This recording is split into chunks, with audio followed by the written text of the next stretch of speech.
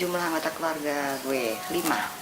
Iya, masing-masing anggota keluarga berkendaraan pribadi. Ada orang anaknya 5, mobilnya 5. Anaknya 6, mobilnya 6.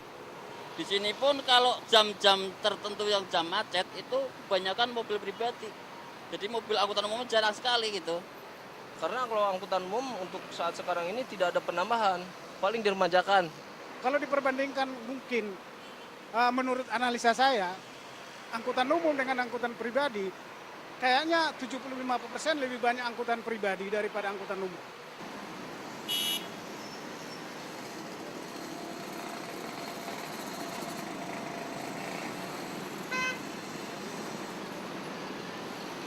Satu orang, satu kendaraan, justru yang bikin kemacetan memang itulah mobil pribadi. Mungkinan 2 tahun yang akan datang kalau memang tidak ada keterbatasan kendaraan roda 2 ini mungkin Jakarta tidak bisa bergerak. Roda 4 juga memang begitu sama.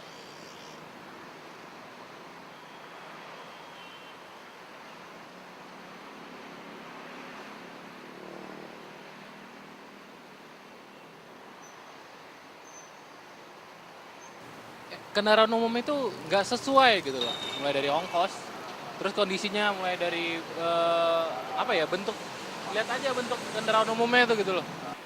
Kondisi kendaraan umumnya sangat tidak terawat, jarang banget ada yang terawat. Kalaupun terawat mungkin nggak bertahan lama. Ya kondisi kendaraan umum sekarang di Jakarta ini ya kurang nyaman untuk dinaiki, banyaknya pengamen dan banyak pencopet. Kondisi kendaraan umum ini sebenarnya saat ini lagi tidak aman ya. Saya merasakan tidak aman dalam arti keamanannya, kenyamanannya belum memenuhi syarat. Sehingga saya juga agak sedikit kurang berani. Kadang-kadang kecopetan. Enggak sih, itu definitely tidak aman menurut gue. Kalau kita bicara violence ya. Kemudian kan terlalu padat, terus kayak gitu ada kerusakan-kerusakan misalnya AC lah atau joknya. Jadi ya itu membuat kualitasnya berkurang menurut gue. Lagi-lagi gue bicara kenyamanan yang masalah kayak misalnya angkot gitu ya, kapasitas harusnya kalau untuk orang dewasa itu 3 dan 5, 8, 9 misalnya, tapi dipaksakan menjadi misalnya 12 gitu. Kita akui banyak, saya sebagai pengemudi, memang banyak. Artinya kendaraan umum sekarang itu udah banyak yang nggak layak jalan. Kenapa? Satu alasannya itu pengusaha-pengusaha itu karena seperempat naik. Nah, belum lagi tetap backup pajak apa segala macam. Ban. Memang kalau dihitung-hitung pendapatan biarpun setoran 300 satu hari. Kenapa? 300 satu hari itu mobil belum tentu jalan 20 hari. Nah, sementara seperempatnya itu serba mahal-mahal semua sekarang. Nah itu. Karena kalau gue berhitung gitu ya, sepertinya gue akan save lebih banyak pengeluaran di kendaraan pribadi sebetulnya.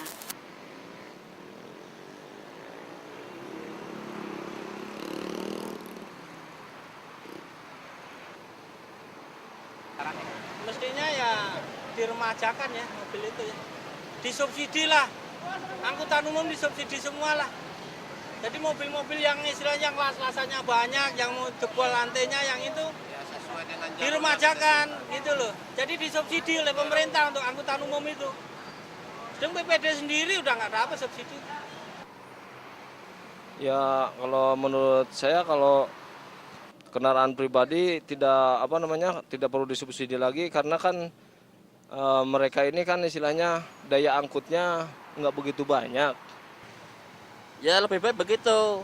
Jadi istilahnya mobil-mobil mewah atau kalau mobil pribadi, kendaraan pribadi itu kan istilahnya orang kaya yang pakai.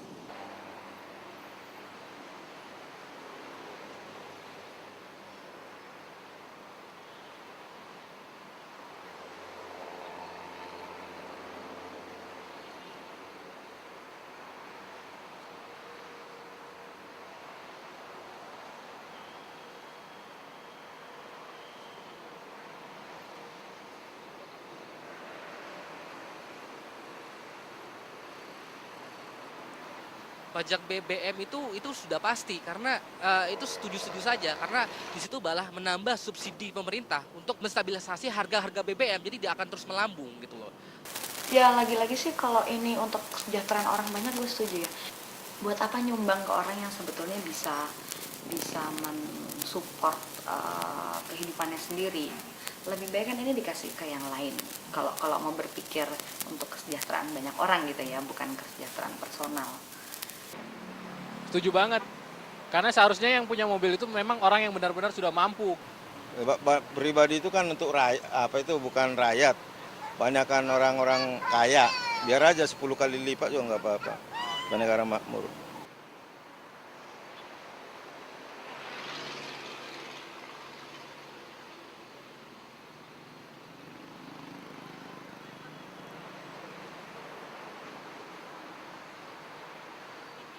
Jadi ada istilah buat saya, artinya kalau orang miskin seperti saya, kemungkinan itu kemiskinannya itu bakal dibawa mati. Tidak bakalan sempat menikmati hidup yang enak. Nggak bakalan, kalau sistemnya masih sistem sekarang ini.